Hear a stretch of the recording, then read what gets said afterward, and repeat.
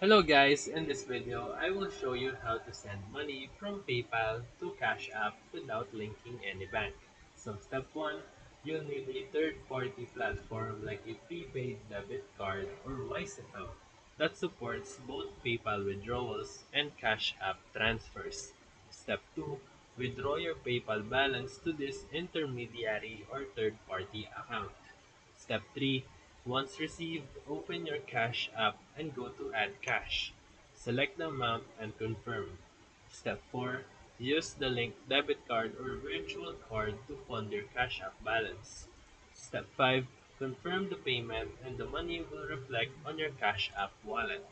Although PayPal and Cash App don't directly connect, this method will work around that limitation. So, just a note, you can use third-party apps like Wise.